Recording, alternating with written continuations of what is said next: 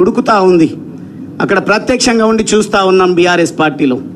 కానీ చివరికి నేనే అన్ని పార్టీలను స్టడీ చేసినాక నిర్ణయం తీసుకుందామని ఒకానొక సందర్భంలో రామచంద్రరావు అన్న నేను న్యాయవాదిగా కూడా ఒక 2-3 సంవత్సరాలు వృత్తిలో కొనసాగిన.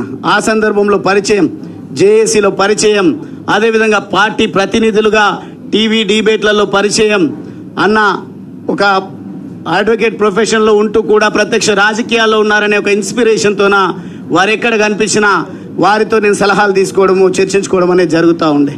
కానీ వారు ప్రయత్నాలు మొదలు పెడుతున్నారు. ఎక్కడికక్కడ ఎవరు పడితే వాళ్ళని తీసుకోవాల్సిన అవసరం లేదు. పటిష్టమైనటువంటి క్షేత్రస్థాయి లీడర్షిప్ బీజేపీ పార్టీలో ఉంది.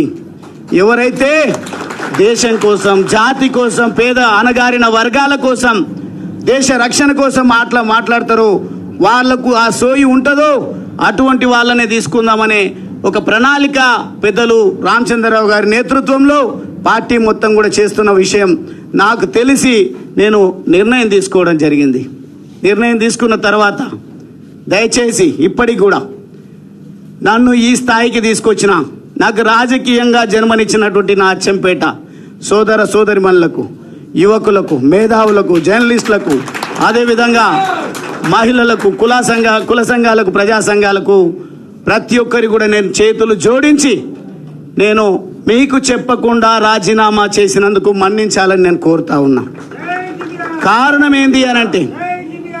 ఏంది అంటే చాలా ఫోకస్డ్గా ఉంటుంది బీఆర్ఎస్ పార్టీ ఎప్పుడు కూడా ఎన్నికల పాయింట్ ఆఫ్ వ్యూలో, ఎన్నికల కోసం, పార్టీ పరిరక్షణ కోసం, వారి వ్యక్తిగత పరిరక్షణ కోసం సిద్ధంగా ఉంటుంది. ఒకవేళ కనుక నేను నా ఆత్మీయులతోన ఒక్కరితో చర్చించినా నాకు తెలుసు ప్లాన్ బి సిద్ధంగా ఉంటుంది బీఆర్ఎస్ పార్టీలో.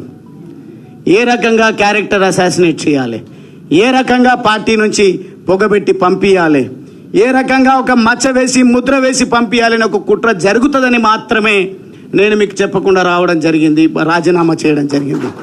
చేరే సందర్భంలో కూడా నిర్ణయం తీసుకున్న తర్వాతనే నా కాంగ్రెస్ వాళ్ళు కూడా అడిగారు, బీజేపీ పార్టీ వాళ్ళు కూడా నా మూమెంట్ చూసిన తర్వాత తమ్ముడు అన్న రండి అని చెప్పేసి అడగడం జరిగింది. అప్పుడే నేను నిర్ణయం నా అంతటా నేను వ్యక్తిగతంగా తీసుకున్నటువంటి భావన నా నియోజకవర్గ ప్రజల్లో, నా ఉమ్మడి మహబూబ్ నగర్ జిల్లా ప్రజల్లో, అదేవిధంగా రాష్ట్ర వ్యాపితంగా నేను ఈ స్థాయికి రావడానికి ఒక్కొక్క దశలో ఒక్కొక్కరు సహకరించినటువంటి వాళ్ళు, సూచించినటువంటి వాళ్ళు, నడిపించినటువంటి వాళ్ళు అఫెండ్ అయ్యినరు, బాధపడుతున్నారు. ఇక చేరికనైనా అందరితో చర్చించి తీసుకోవాలనే ఆలోచనతోన రిజిగ్నేషన్ అయిపోయిన తర్వాత నేను అందరితో మాట్లాడడం జరిగింది. నాకు 2 పార్టీలలో కూడా అవకాశం ఉంది, కానీ నేను ఒక కన్ఫ్యూజన్ స్టేట్లో ఉన్నా. కారణం ఏంది అని అంటే నాకేమో పదవి కొత్త కాదు, వాస్తవంగా చిన్న వయసులో ఆ భగవంతుడి దయ, మా తల్లిదండ్రుల ఆశీర్వాదం, నా ప్రజల దీవెనల వల్ల, అదేవిధంగా నా హార్డ్ వర్క్ వల్ల నేను 2 సార్లు శాసనసభ్యుడైనా. మళ్ళీ శాసనసభ్యుడు కావాలనో, పార్లమెంట్ సభ్యుడు కావాలనో, నామినేటెడ్ పదవులు కావాలనో అనేది నాకు కాంక్ష లేదు. ఈరోజు 10 రూపాయల సభ్యత్వం అన్న ఏదైతే ఇచ్చిండో, 100 రూపాయలు అంటారు, 100 రూపాయల సభ్యత్వం కూడా అవసరం లేదు. నేను ఈ కుటుంబంలో నా జర్నీని ఒక సామాన్య కార్యకర్తలాగా మొదలు పెడతా.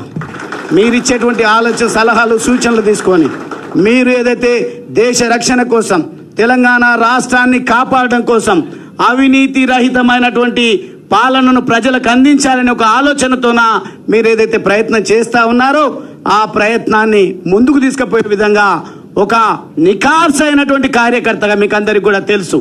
20 సంవత్సరాలు, దాదాపుగా 2 దశాబ్దాల పాటుగా నేను బీఆర్ఎస్ పార్టీలో పనిచేసిన, ప్రభుత్వ విప్పుగా కూడా పనిచేసిన, చాలా ఇంపార్టెంట్ టాస్క్స్ ఏవి ఇచ్చినా కానీ ఒక నిబద్ధత కలిగినటువంటి కార్యకర్తగా నేను అక్కడ పనిచేసి మెప్పు పొందడం జరిగింది. అందుకే